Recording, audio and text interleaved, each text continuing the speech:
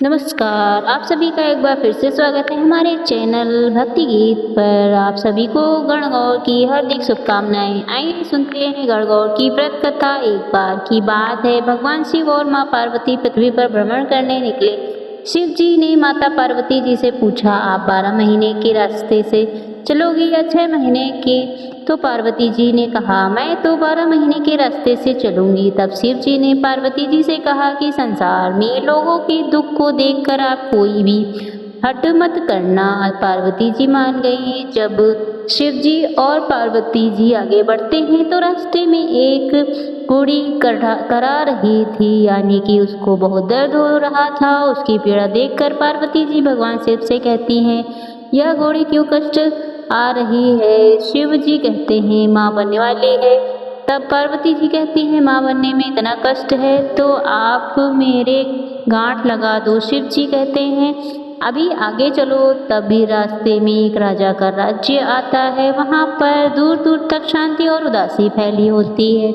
वहाँ की उदासी देखकर पार्वती जी पूछती है, यहाँ सब उदास और शांत क्यों है? गांव के सब लोग कहते हैं रानी मामा बनने वाली हैं और उन्हें बहुत कष्ट हो रहा है। तब पार्वती जी कहती हैं, माँ बनने में इतना कष्ट होता है, शिव जी आप मेरे गांठ लगा दो। अब शिव जी और पार्वती जी आगे बढ़ते हैं। आगे बढ़ने पर उन्हें एक गाय कष्ट में दिखती है। उसका पीड़ा देखकर पार्वती जी कहती हैं, माँ बनने में इतना कष्ट, आप तो मेरे गांठ लगा दो। पार्वती जी हट करने लग जाती हैं। शिव जी पार्वती जी के गांठ लगा ही देते हैं। जब जब आगे वह बढ़ते तो एक गांव में पहुंचते।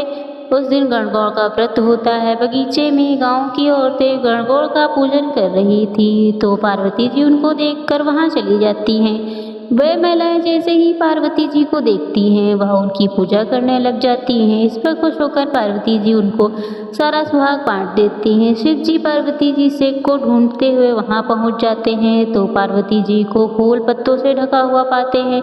और फिर शिव जी और पार्वती जी वहां से निकलकर आगे बढ़ते हैं। इतने में कुछ ही देर में बनिए और ब्राह्मण की औरतें आती हैं, जो पकवान बनाने और 16 श्रृंगार करने बाद पूजा करने आती हैं। इसलिए उन्हें पूजा करने में दोपहर हो जाती है। वह भी पार्वती जी को देखकर उनकी पूजा करने लग जाती हैं।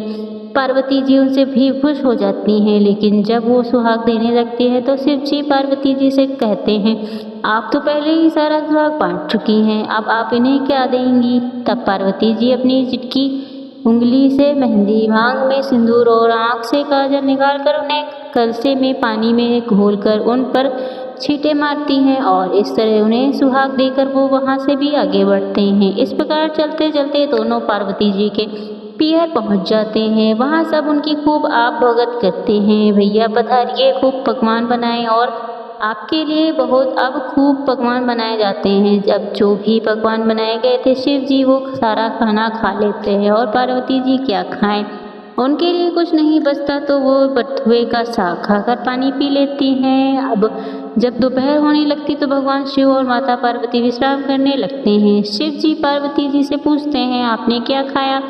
तो पार्वती जी कहती हैं, जो आपने खाया वही मैंने खाया। शिव जी को पार्वती जी की बात पर विश्वास नहीं होता। पार्वती जी के सो जाने पर शिव जी उनकी ढकनी खोल कर देख लेते हैं कि पार्वती ने क्या खाया, तो उनके पेट में बथुए का साग और पानी दिखता है। फिर जागने के बाद शिव जी पार्वती जी से कहते हैं, आपने तो मुझसे झूठ बोला था, परंतु जब हमने देखा तो आपके पेट में बथुए का साग और पानी ही था, आपने हमारी तरह भोजन नहीं किया।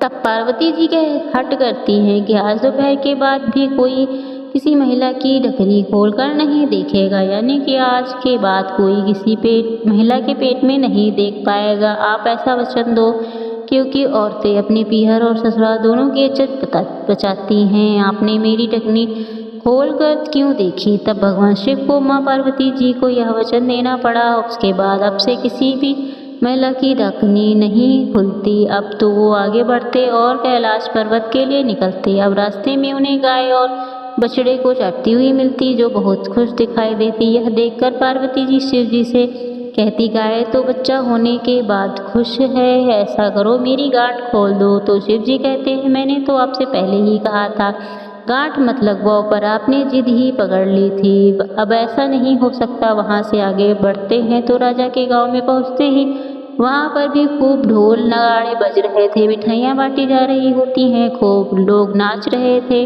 और खुशियाँ मना रहे थे। पार्वती लोगों से पूछती है, यहाँ ऐसा क्या हुआ जो सब नाच रहे हैं, खुशियाँ मना रहे हैं?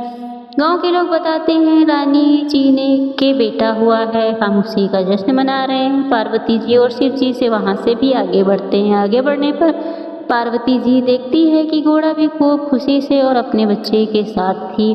यह देखकर पार्वती जी की गांठ खोलने को कहती हैं, पर शिव जी कहते हैं, मैंने तो आपसे पहले ही कहा था कि गांठ मत लगवाओ। यहाँ तो मृत्युलोक में हर चीज आपको लुभाएगी, लेकिन आपने मेरी बात नहीं मानी और जिद पकड़ ली।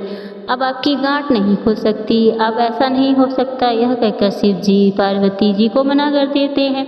पार्वती जी को गुस्सा आता है और पार्वती जी एक मक्खी बनकर शिव जी की जटाओं में घुस जाती हैं और शिव जी को नहीं मिलती। तब भगवान शिव को माता पार्वती की गांठ खोलनी पड़ती है और फिर वह दोनों वहां से कैलाश पर्वत पहुंचते हैं। तब से गणगौर पूजन के बाद माता पार्वती को चढ़ाई हुई बिंदी, काजल, सिंदूर, मेहंदी महिलाएं लेती हैं और लगाती हैं। माना जाता है कि इससे उन्हें अमर सुहाग का आशीर्वाद मिलता है।